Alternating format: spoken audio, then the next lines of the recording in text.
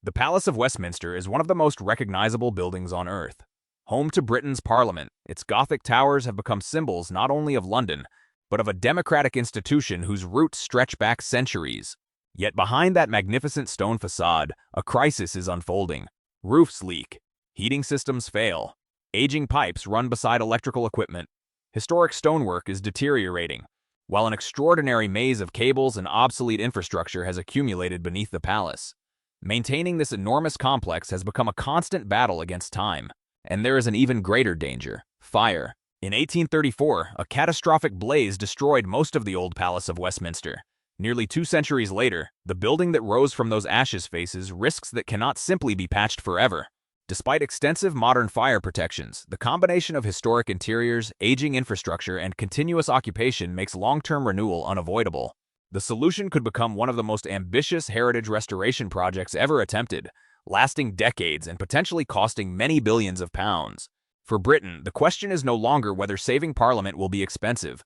It is whether continuing to delay could ultimately cost far more. Subscribe to Buy Mega Build Insider as we uncover the engineering, money, and extraordinary challenges behind the race to save one of the world's most iconic buildings. To understand why restoring the Palace of Westminster is so difficult, you have to leave its grand chambers behind and descend underground. Beneath the palace lies a cramped network of service corridors, sometimes nicknamed the submarine. Down here, the elegance of Parliament disappears beneath layers of pipes, electrical systems, and cables accumulated across generations. There are more than 400 kilometers of cabling across the parliamentary estate, laid in a straight line from London that would stretch beyond Paris. The real problem is how those systems accumulated. Whenever Parliament needed new electricity, communications, fiber optics, Wi-Fi, or other technology, engineers often installed new equipment around what was already there. Removing obsolete infrastructure could require disturbing several other systems, so redundant cables and pipes were frequently left behind. Over roughly 150 years, this created something resembling layers of technological sediment. Every generation added another layer, gradually consuming the limited space available. Maintenance crews now have to navigate this extraordinary maze simply to reach equipment that needs repairing. And keeping the palace operational is already enormously expensive. Around 1.5 million every week is being spent patching it up. Yet even at that rate, Parliament describes the building as being in managed decline. The repairs are keeping Westminster alive, but they are not curing the underlying problem.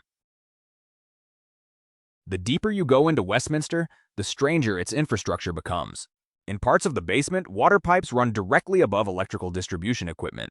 Because relocating those pipes could trigger a chain reaction of additional work, engineers have installed trays designed simply to catch dripping water and divert it away from the electrics. It is a temporary solution to a much bigger problem. Almost everything is trapped behind something else. Elsewhere, enormous steam pipes still form part of the palace's heating network. During winter, some underground spaces become extremely hot, even while cooling systems operate nearby. Modern and historic technologies have effectively been squeezed into the same limited corridors. Then there is the sewage system. Some Victorian-era infrastructure remains in service, including equipment dating back to the railway. Maintenance teams routinely deal with failures ranging from lost heating and lighting to leaks and sewage problems. Above ground, another danger is developing. The palace's distinctive golden limestone is relatively soft and beautifully suited to intricate carving, but that also leaves it vulnerable to weathering and pollution. The consequences are no longer purely cosmetic.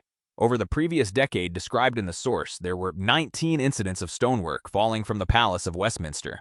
In a complex filled with workers and visitors every day, crumbling architecture can become a genuine safety hazard. And still, none of these problems represents Westminster's greatest threats. Of all the problems threatening the Palace of Westminster, one stands above the rest: fire. Walk through its historic rooms and you are surrounded by combustible materials. Elaborate timber paneling covers walls, while aging electrical wiring runs invisibly behind them. Add commercial kitchens, temporary construction work, and thousands of people moving through the estate, and the challenge becomes extraordinary. That does not mean Westminster is about to burn down.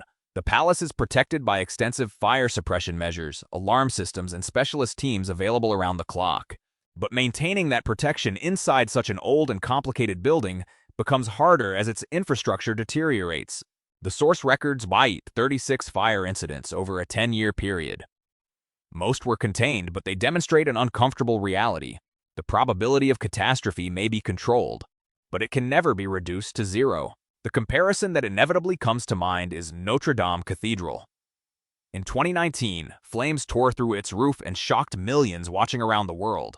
According to former London Fire Brigade Commissioner Andy Rowe, Westminster is roughly 5 to 6 times the size of Notre Dame, with an extraordinary concentration of irreplaceable paintings, interiors, and architectural features. If a major fire ever escaped containment here, Britain would not simply lose a building.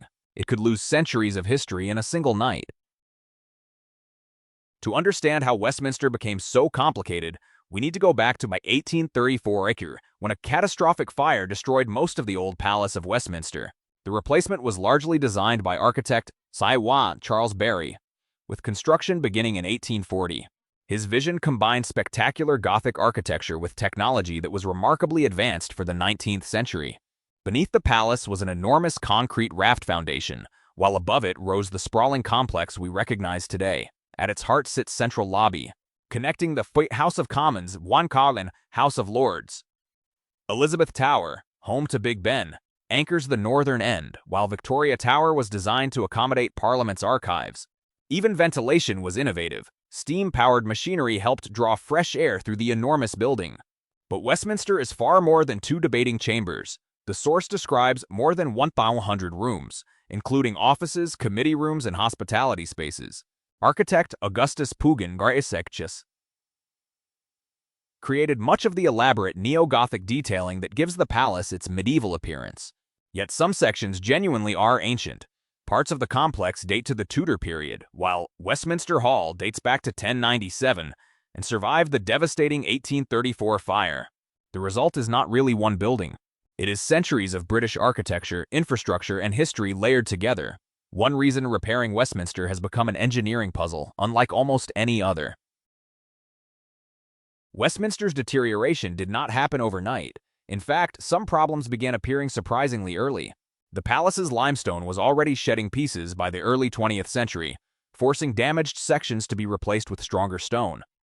Then came the Second World War, when bombing caused extensive damage across the parliamentary estate. The House of Commons was destroyed during an air raid and later rebuilt, while other areas required repairs. The post-war period offered perhaps the best opportunity Westminster ever had for a comprehensive modernization. Some underground services were upgraded, including parts of the heating system still referenced in the source today. But other Victorian infrastructure remained untouched. Those renovations also introduced another future problem: asbestos, which became widespread around building services and now makes modern restoration significantly more complicated.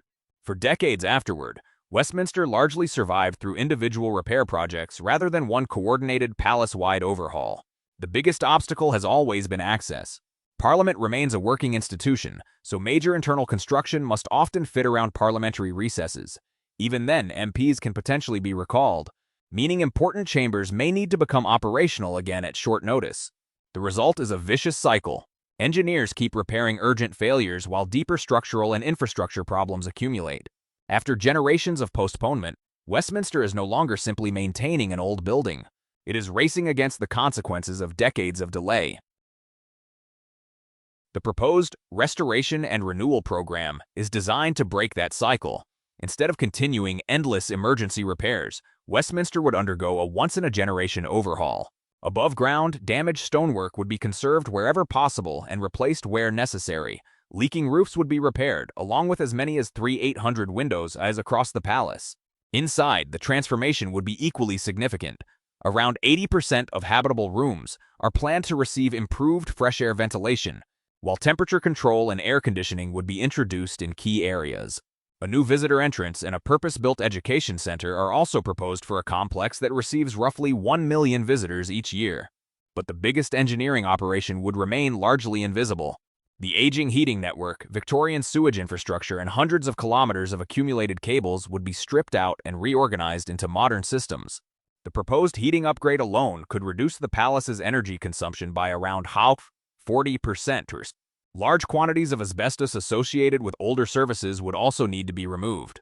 Most importantly, the fire protection network would be rebuilt. including systems capable of compartmentalizing sections of the palace to restrict the movement of flames and smoke.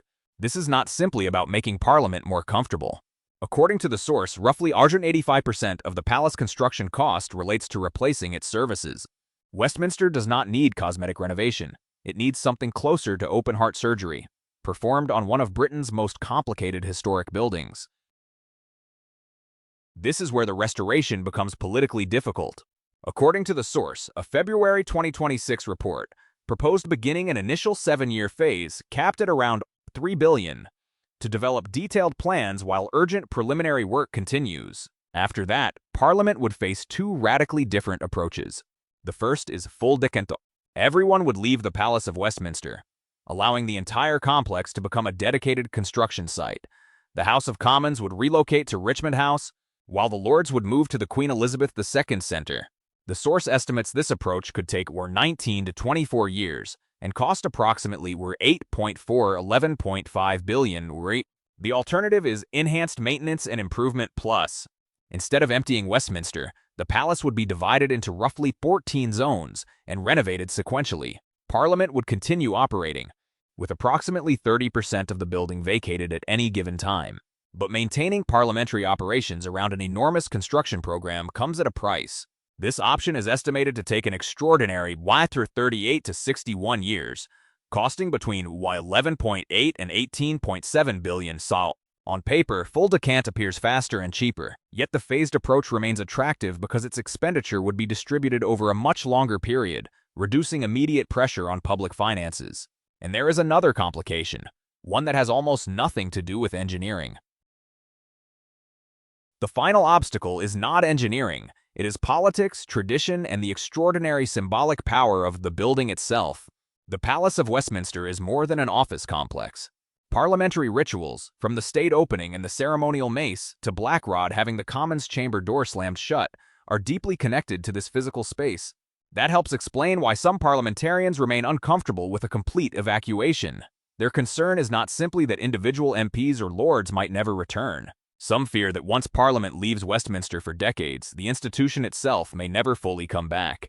But hesitation has consequences. Planning for a major restoration began as far back as 2012. In 2018, Parliament supported the principle of a full decant. Then, by 2022, concerns about the scale and cost of the program triggered a major reset. Years passed while Westminster continued deteriorating. This creates a fundamental contradiction. A mega-project of this complexity requires long-term commitment, stable planning, and difficult decisions made decades in advance. Politics, however, operates through shorter electoral cycles, changing governments, and immediate pressure on public spending. And Britain has plenty of competing priorities, from transport and schools to defense and public services. So the restoration debate ultimately becomes much larger than architecture. The question is whether spending billions now is politically harder than accepting an even larger financial and potentially historic cost later. There is one argument that cuts through almost every debate surrounding Westminster: doing nothing is not free. The palace already consumes enormous sums simply to remain operational. If major restoration is delayed, emergency repairs will continue while aging infrastructure becomes harder and potentially more expensive to replace. Even turning Westminster into a museum would not eliminate the problem. The building would still need to be made structurally safe, fire-resistant, and suitable for millions of future visitors. The warning from history is impossible to ignore. On April 15, 2019, fire engulfed Notre Dame Cathedral in Paris. Hundreds of firefighters fought for hours as people around the world watched an irreplaceable national symbol come terrifyingly close to destruction. Westminster Hall is even older, dating back to 97. Standing beneath its extraordinary roof is a reminder that buildings surviving for centuries are not guaranteed to survive the next one. Saving the Palace of Westminster will require billions of pounds, decades of engineering, and sustained political commitment. But this debate is ultimately about more than pipes, stone, and money. It is about what a country chooses to preserve for generations it will never meet. Because once a place carrying nearly 1,000 years of history disappears, no amount of money can truly rebuild what was lost. For more stories about extraordinary engineering, ambitious megaprojects, and the infrastructure shaping our world, subscribe to Mega Build Insider.